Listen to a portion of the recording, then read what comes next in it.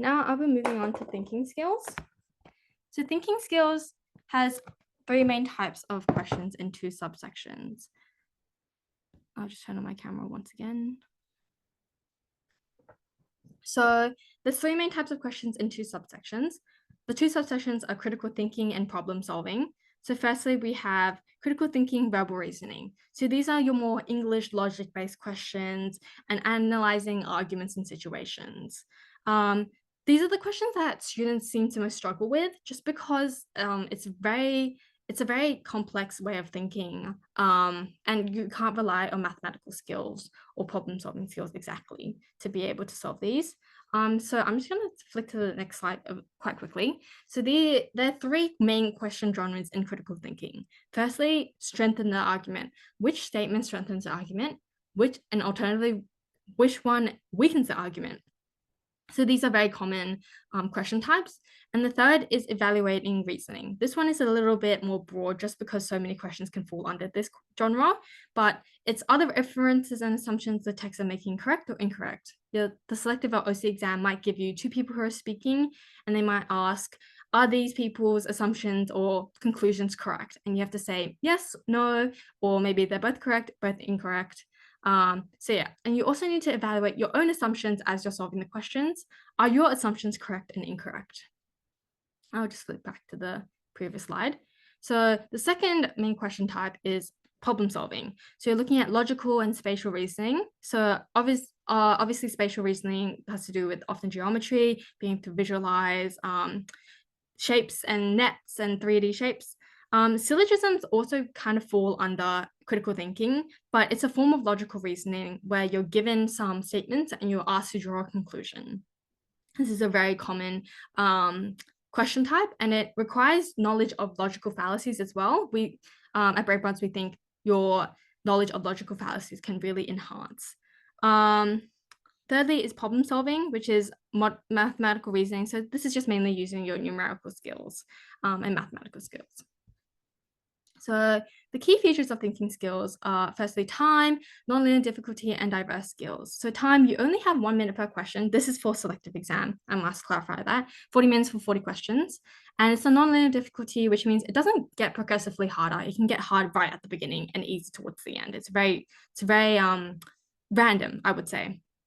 So the tips here is I said build stamina by doing full length mock exams, as I said in the math section. This will help you build the mental stability and mental strength to be able to persist through. If a question seems too hard, flag it and come back later if time permits, because you don't want to be wasting your time on one of the earlier questions and that affecting the rest of your performance. And this is also combined with tip number 3. Don't be discouraged if you cannot solve a question, especially if it's early on. Don't let early question affect the rest of your performance just because you're maybe a little bit nervous. You're also taking multiple exam sections on one day. So you want to be staying focused and staying confident no matter if you can't solve a question. Diverse skills. The content is quite untraditional. You're not really taught it at school. So make sure that you're reading strategically. This means reading articles and you're evaluating the author. So evaluating, have they provided enough evidence for me to believe this? Is this assumption that they made a bit contradictory? Is this a false assumption? So that's the skills that you can try and build in order to achieve high marks in thinking skills. I'll now be going through a couple of questions, so I'll just turn to my camera again. All right. So here is all these questions are from the selective exam, but here I'm given, whoever stole the money must have had both an opportunity and a motive. If this is true, which of these sentences must also be true? There's many ways to approach these statement questions, especially when they want you to find the logically equivalent one, which just means which one's also true if this one is true. So we teach our students the NICC method, or it's types of statements that are very common when you're analyzing statements. So here I've let P be my having motives and consequences, which is conditions. Although this comes second in the statement, it's actually what's required for stealing the money to happen, which is the consequence. So don't let sentence structure mess you up. So the actual statement here is P implies Q. So P makes Q happen. For time's sake, I won't explain each individual type of statement, but I'll focus on contrapositive, which is the bottom row. This is useful because it's always logically equivalent, which means, again, it's true if the earlier statement is true, the original statement. So the contrapositive of the statement that I'm given here is if a person did not have both an opportunity and a motive, they did not steal the money. So this means I'm negating. To create a contrapositive statement, you're flipping the two clauses, I would say, or the two letters here that I've made them into letters, and I'm negating both. So then here I can return back to my question. It's looking a bit like D here. I won't go through all of them just because time. You can look at each statement and you actually find that they correspond with a different type, but contrapositive most aligns with D. So I'll move on to question 20. Again, won't read this whole passage, but students should be skim reading like you are in reading. I also suggest reading the statements before you read the information to see what words you should be drawn to. Here I can see a lot of mention of parents, children, older, children, grandchildren, young people, parents, grandparents. So I'm immediately thinking of, this is talking about young people and old people. So I'm drawn to this sentence exactly because I'm seeing old people and young people, young, old. So the argument that is essentially that it's a problem that the birth rate is decreasing because old people need care from young people. This immediately takes me to option 2 and option 4. So I'm thinking option 2 is evidence that older people need taking care of because, they have these greater health needs. And option 4 can strengthen the argument, but the reason why I choose B in this situation is because I'm looking at the word most. D is a little bit, or the fourth option is a little bit too specific. Its scope is limited. It's only talking about the familial relationship between parents, grandparents, children, and their grandchildren. So I'm choosing B in this situation, which is correct. Here I'm looking at a question that is a calendar-based question.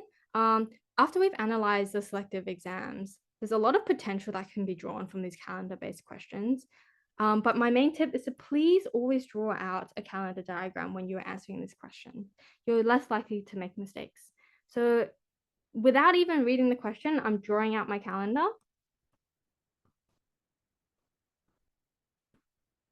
Just because I simply don't want to be confusing myself mentally.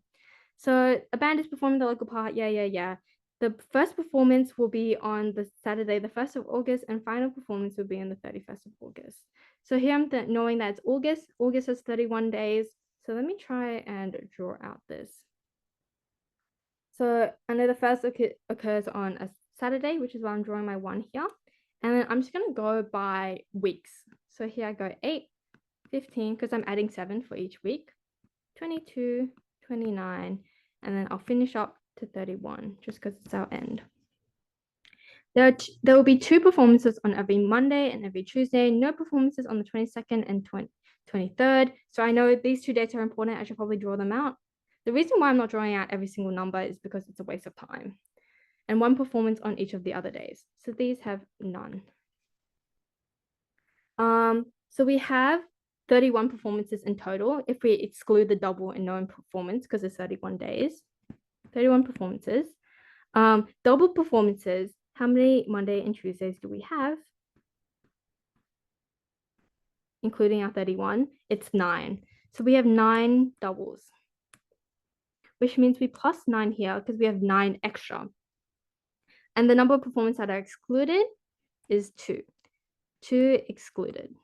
So then when I combine these 3 elements, I get my equation, 31 plus 9 minus 2, which gives me 38. So how many performances are there altogether? 38. We can confirm this as true. So yes, this brings me to the end of thinking skills. So I'll pass over to Aaron again. This is just a brief preview of our Brainbuds teaching materials for logical fallacies. It's really important for critical thinking. So this is what our structure will look like. As you can see, we're undergoing specifically which for logical fallacies there are and also giving an activity. But now I'll pass over to Aaron.